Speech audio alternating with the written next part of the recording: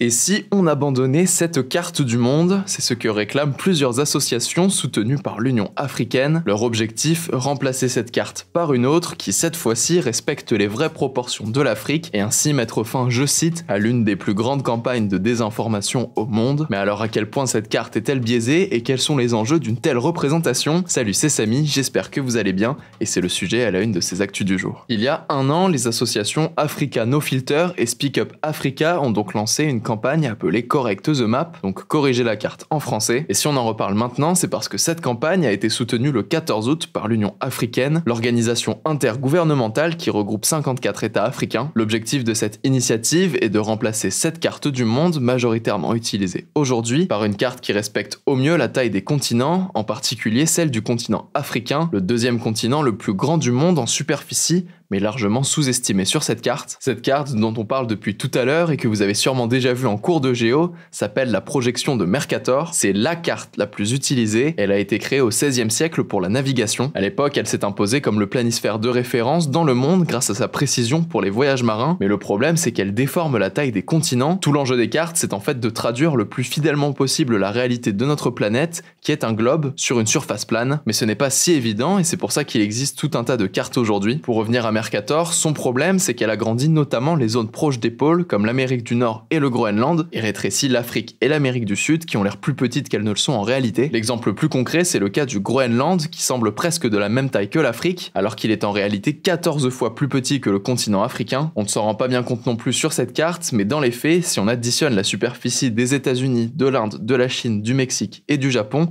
on ne dépasse pas la superficie de l'Afrique. Cette déformation des continents vient notamment du fait que la projection de Mercator est une projection dite cylindrique. C'est comme si on imaginait un cylindre autour de la Terre et qu'on projetait dessus la surface de la Terre. Le cylindre est ensuite déroulé pour en donner une carte plate. Et je vous le disais tout à l'heure, il existe de nombreuses cartes avec des techniques différentes. On a par exemple la projection de Gale Peters qui conserve la superficie réelle des continents mais les déforme fortement. On a aussi la projection azimutale équidistante appelée la projection de Postel qui est bien souvent centrée sur le pôle Nord et qui représente la totalité du globe de façon circulaire. C'est d'ailleurs cette projection qui a été choisie pour représenter le monde sur le logo des Nations Unies. Parmi les cartes qui existent, il y a aussi celle que la campagne dont on parlait au début met en avant. Il s'agit de la projection Equal Earth, une version plus moderne que celle de Mercator. Equal Earth a été inventée en 2018 et vise justement à représenter le plus fidèlement possible la surface du globe, tout en gardant un aspect esthétique. Les contours de la projection rappellent aussi visuellement le fait que la Terre est sphérique, avec des côtés incurvés, contrairement à la projection Mercator qui, elle, aplanit entièrement la Terre. Selon Moki Makura, la directrice de l'association Africa No Filter, la distorsion de la projection de Mercator n'est pas neutre et façonne, je cite, « notre imaginaire collectif influence les programmes scolaires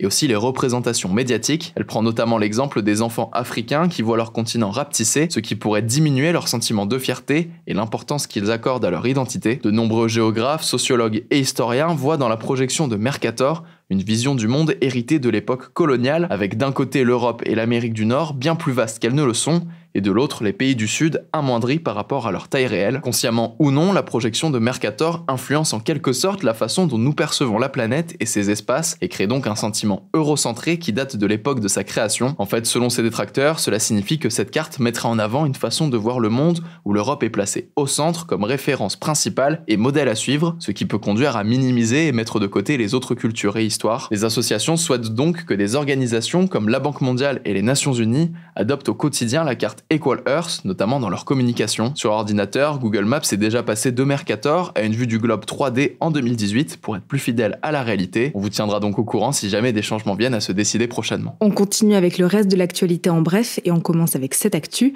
Jean-Luc Mélenchon a réaffirmé ce vendredi son soutien au mouvement Bloquons tout le 10 septembre dans un discours aux universités d'été de la France Insoumise. Le leader du parti appelle à ce qu'une grève générale ait lieu sur cette journée. Si vous voulez en savoir plus sur cette potentielle mobilisation contre les restrictions budgétaire voulu par le gouvernement, on vous en parlait dans cette vidéo. À savoir que ce mouvement est au départ apolitique, mais il a été relayé par des comptes affiliés à l'extrême droite, avant d'avoir le soutien de plusieurs partis et personnalités de gauche. Jean-Luc Mélenchon a ajouté vouloir déposer une motion de censure contre le gouvernement Bayrou le 23 septembre, ce qui peut forcer le Premier ministre à démissionner si cette motion est adoptée. On vous tiendra dans tous les cas au courant des avancées de ce possible blocage général et de ses potentielles conséquences. Deuxième actu, Donald Trump a déclaré ce vendredi que réunir Vladimir Poutine et Volodymyr Zelensky serait comme mélanger l'huile et le vinaigre. Ce qu'il veut dire ici, c'est que ça semble assez difficile d'organiser une rencontre entre les deux. Pourtant, il y a quelques jours, juste après sa réunion avec le chef d'État ukrainien et une délégation de dirigeants européens, le président américain avait affirmé travailler sur les préparatifs d'une rencontre Zelensky-Poutine. Volodymyr Zelensky a accusé jeudi le dirigeant russe de vouloir se soustraire à cette rencontre et le ministre des Affaires étrangères russe, Sergei Lavrov, a de son côté affirmé à la chaîne américaine NBC qu'aucune rencontre n'était prévue, accusant le président ukrainien de bloquer sa mise en place. À noter que ces négociations directes Zelensky-Poutine pour trouver une issue au conflit en Ukraine sont régulièrement exigées par le président ukrainien.